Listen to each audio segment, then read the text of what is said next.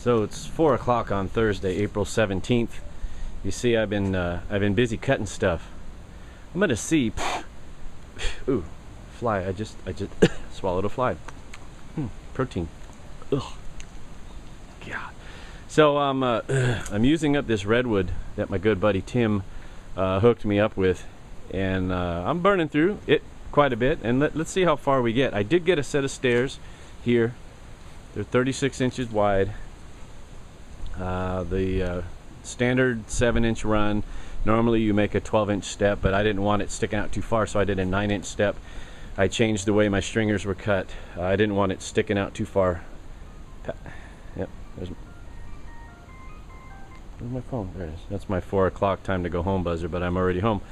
Where was I? Oh, standard. So you cut your standard stringers at what are called 7-11, is what I usually do, which will give you a 7-inch rise and an 11-inch run, and then you use a 12-inch stair tread because you want about 3/4 of an inch to an inch overhang off the front of the stringer.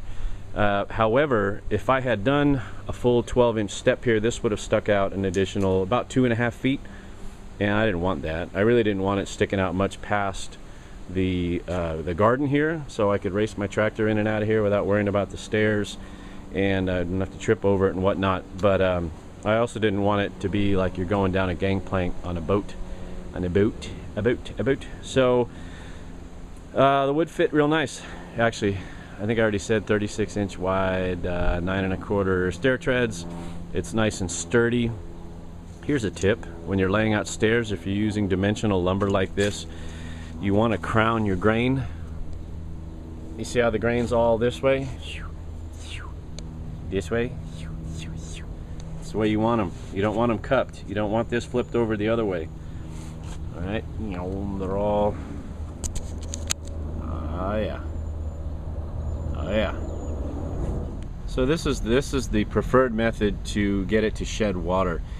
If you think about each one of these rings being a growth year on this tree, the dark lines you're seeing here on the rings are a harder wood than what is in between, right? The little soft stuff in between, so to speak. And if you have this flipped around the other way, the rain hits it this way, it's going to cup, the water is going to cup in these rings, and it'll cause this wood to fail quicker. Not that the water won't pass through the rings, but it's a delayed process as it gets through that denser wood. That's the outside of the growth ring, and it's a denser wood. So you want the water to hit it this way. Look, I've been working today. The water hit it this way and have it shed itself off. Just go for a walk and let me show you what we have and what I'm going to do, and I'll show you how I lay out stair stringers. I got in work mode the other day. I've been coming home after work and kind of banging out a little bit of work here and there on this backyard before my queen bee arrives. And I got these stairs laid out, and I didn't get any video of it. I suck. Sorry guys. So the steps are nice and sturdy. Sorry if I made you dizzy. I'm totally digging them. Radishes. I love radishes. Radishes. And here we have about a 19-inch by 20-foot. These are 20-footers, yeah. A 19 by 20 gangplank, which is all anchored in concrete. I got pressure treat, setting up on pressure treat, so it'll make it last a little bit longer. The next set of stairs I'm going to build is going to come off this end. It's going to go up this way, just to the right of this lemon tree. And so I'll be able to walk stairs up to here, and that should get me about right here. Yeah, and not that this is... And then just walk back behind this old eucalyptus stump. This is where my little guys are going to be living. What have we got here? Yeah. This is not a retaining wall by any way, shape, or form. It's more of a retention wall, just to kind of keep the dirt and the stuff back. I dug back just a little bit and kind of leveled out the earth. The decking, maybe I wasn't clear on that video. I guess I don't think I was very clear on that video. I don't intend to build a deck up off the ground. Basically, I'm going to put a couple, 2 or 3 pressure treated stringers contacting the ground, and then I'm going to run a couple planks to set here, just so I can stand on something that's not dirt, and I can set down my tools or whatever I have to set down, and not have it be in the dirt. So that should put the base of the hive, oh, I don't know, like right about here, mid shin. Yeah, yeah, it'll be all right. And if it's not, I'll make it all right. We'll figure it out. So let me show you how I'm going to go about setting up this stair stringers for this next set of stairs. So for the last 15 years or so, I've been just kind of climbing up the side of this blocked concrete block retaining wall. And it's really not been an issue. The dog gets up and down there fine. I get up and down there fine. I planted trees on this hill and taken out trees. But I figure, you know, I got all this wood, so I might as well spoil myself a little bit and make it a little easier for me to get up and down.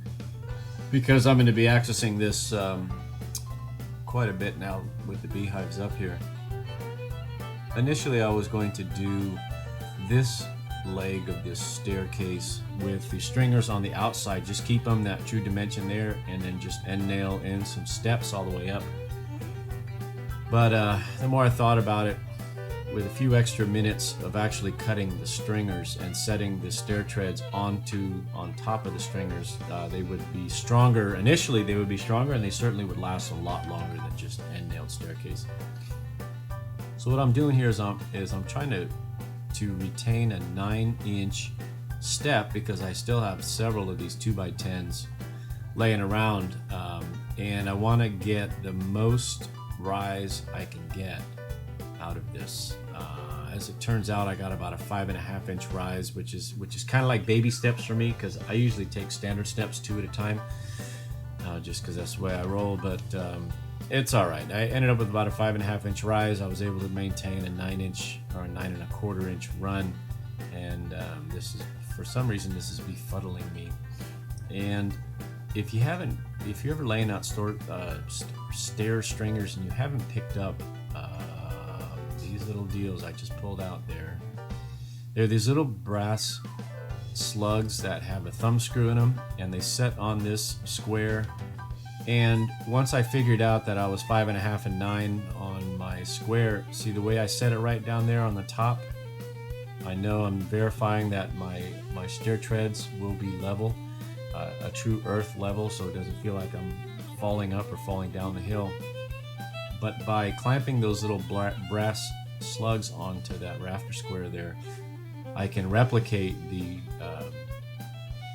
lines and the measurements that I need to cut this stair stringer out. So I'm going to go ahead and end this segment here, and the next segment I'll show you me laying out the lines on the stringer and making some cuts. Okay, third time's the charm. I'm trying to get this audio file going here. If you guys get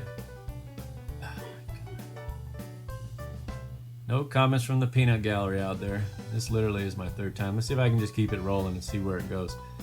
These little brass slugs run about $8 at Home Depot, Lowe's, any one of those home improvement stores. And if you get the opportunity where you have to lay out a set of stringers, boy, they are a huge time saver. Huge time saver. And in this case, I went ahead and sandwiched the two together so my cuts would just mirror the bottom stringer.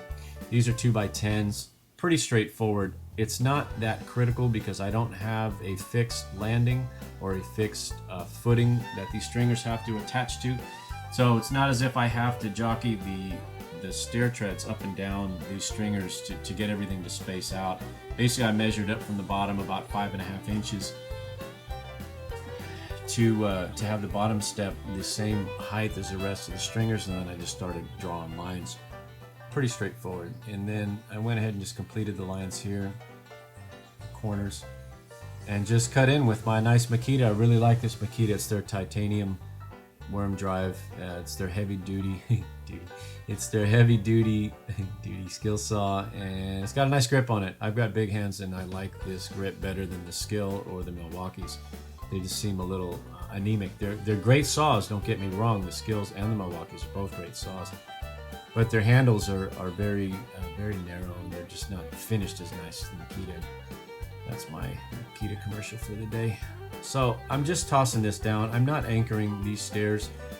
They're footed right in, well, eventually, as soon as I get this dug in there, they will be footed against the edge of that planking down below. So they shouldn't move anywhere. And then because it is sitting on still a couple inches of some loose duff, it's going to be a while before they really bed themselves down into the earth. But I'll let that happen with time. A couple nice little rains and me walking on it a few times is going to get it really to set into the earth real nice. So I did measure front to back and side to side, and it sits damn near level. DNL, excuse me. And here's a tip: if you're ever setting treads, always put some downward force on the tread. You'll see the treads that I'm screwing down, I actually am standing on. It makes a tighter finish. Not that it's hypercritical in this case, because these are garden steps, but if you're ever building an interior staircase, and you don't want things to squeak down the road, I always use screws, nice long screws, and I always stand on the stair treads that I'm screwing down to give it a little downward force, like I said, to make sure that they're bedded in there nice. So I went ahead and also cut and screwed together the planking that's going to go act as, I guess, a deck of sorts for me to stand on up on the beehive. I'm not quite sure why I'm not in the camera frame yet. I'm just oh, here I go. Look at me. Yay. Yeah, so that turned out to be 8 feet long. Those are 18.5 inches wide, because they're 2 9.25 inch 2x10s. 2x10s, and then I have the 2x6 pressure treated screwed into the bottom. I just threw that directly onto the ground. The pressure treat is just merely to keep the boards together from pivoting as I stand on it. I really don't think it's going to give it any more or less lifespan, because ultimately it will be complete soil contact with that board. I'm not looking for a 30-year plan here. I'm just looking for 10 to 15 years of good solid wood, and we'll see what's available in the next 10 or 15 years, and I can redo stuff if it so needs. So let me get you back to real time here and stop talking for just a minute, and I'll show you how everything laid out.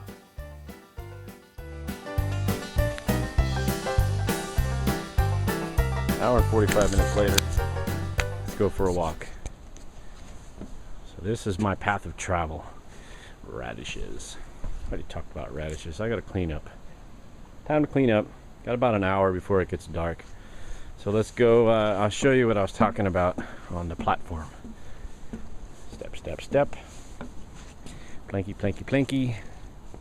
These were 28 inches, I think is what I went with on the width. They're 5.5 inch risers. That's the best I could get with this flat of a slope. They're all right. I like bigger steps, but whatever. So you step off there, you'll come back around behind the tree stump. And then this is what I was talking about. Just allows me to stand on something solid. Plenty of room once I clean all this off, that the bugs won't be able to ladder on over. This puts the base pretty low, actually. Yeah, that works. And I'm not too hunched over to get to the bottom brood box, and I'm not too stretched out to get to the very top box. Awesome. Mr. Tim, I gotta thank you for all these resources. Mr. Tim is awesome. If you guys knew him, I guarantee you'd like Mr. Tim. It's awesome. Alright, let's go back down the stairs. This way. Nobody will go rolling down the stairs. Or rolling down the hill.